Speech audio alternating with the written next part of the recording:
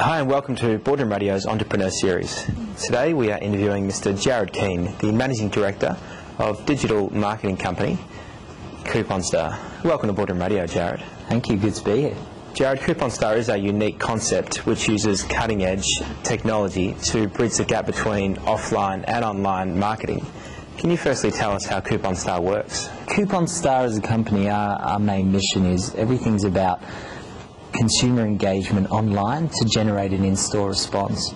And so there's always been a real gap between how do you qualify and quantify the impact and the return on investment and spending on internet marketing and advertising in terms of sales in store, particularly in the grocery brands, so fast-moving consumer goods brands market, and also grocery retailers. How do they quantify their spend?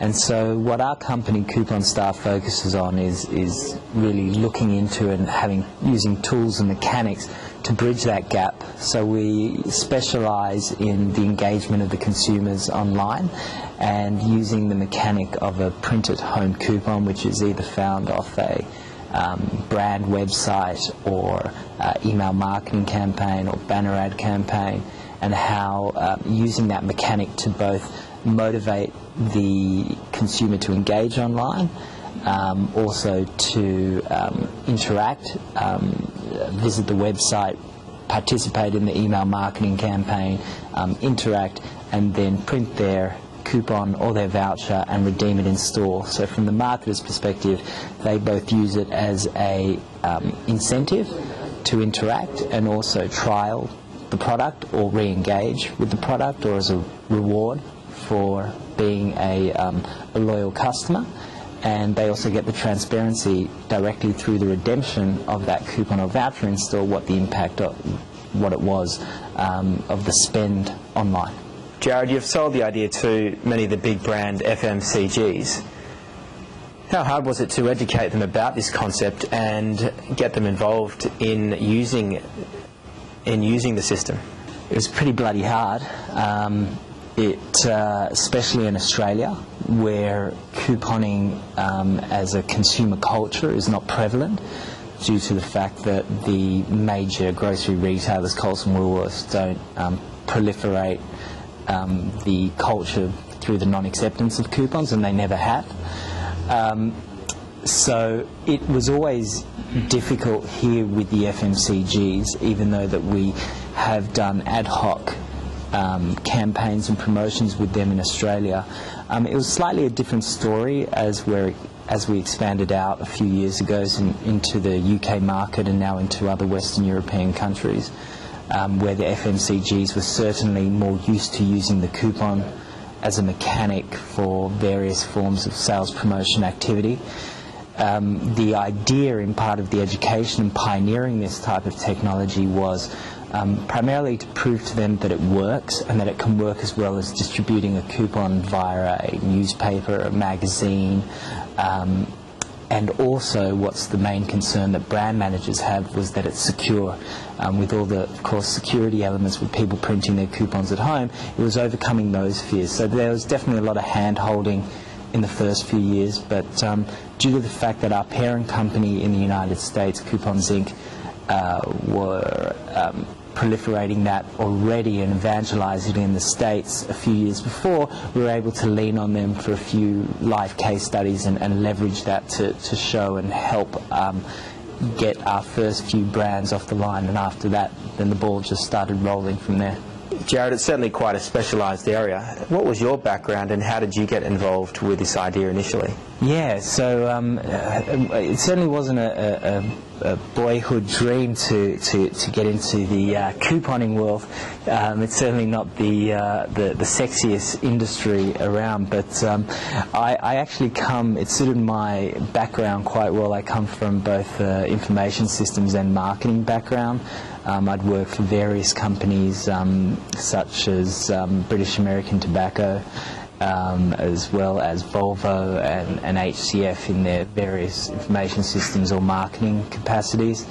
And so I'd always kind of seen my father working as an entrepreneur, and always felt, as I'd experienced the corporate world, that it was certainly the entrepreneurial pursuit, if I was able to do it, would certainly be the lifestyle that I'd want to choose. So that kind of encouraged me to get involved and start off the business. And it was an idea that came from a contact in the United States. So I went over there in May of 2002, where I looked at the technology, looked at its application in the US, and then started thinking about how we can take and basically take that product, take that technology to market with a few various localizations, whether it be in Australia and the European markets.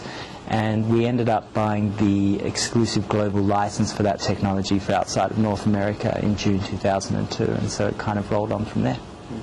Jared, you have seen the company grow over the past few years. What sort of challenges have you experienced along the way? Oh, it's really been, as probably a lot of entrepreneurs can tell you, it's been a roller coaster ride. It took, I think I remember, 5 or 6 months to get our first sale across the line when it was just me. And I think you ride both the highs and lows of being in it. I think the challenges were certainly the fact that we were pioneering what we were doing, especially in the Australian market, as I mentioned earlier, because it's not couponing and vouchering in the mainstream for grocery products and retailers is not part of the main culture. So it was coming through that. I think also that there are a lot of marketers out there that want to be the first to be second in what they do. So it was certainly finding the contacts and finding the marketers that wanted to innovate and trial with us in order to push through. On the other side, you know, from the internal measures is growing the team, finding the right people, continuing the motivation through the hard times when things aren't looking so great, and then once things are looking great, expanding and making people feel important and bringing them on, and also feeling important in their role as the team and the company develops. So it's certainly been an interesting journey. You currently split your time between both the UK and Australia. What differences do you see in the marketplace, and do you think that Australia will be as lucrative as the UK, considering the smaller size of the market here? You know, it's very difficult to compare the two. Just in terms of population size, you have 65 million versus 20 million straight away. So you're talking about a considerably smaller market, less than a third here in Australia. So in that essence, it's a lot more difficult to get the volume that we're seeking for in terms of consumer adoption. It also depends, as well, as I think what market you define yourself in. We kind of define ourselves as digital solution company or a digital promotions company. Not just couponing, it's one of the elements that we use. But if I had to look into it, the UK at this stage, and also the various other countries that we're rolling out to, which include Germany, France, Italy, Spain, the Netherlands and the 4 Scandinavian countries, those countries in terms of size, in terms of the deepness of the pockets of the FMCG manufacturers and also the grocery retailers, due to size, is certainly more developed than it is here in Australia. I think Australia will eventually catch up, and I think Australian marketers do some things a lot better than others.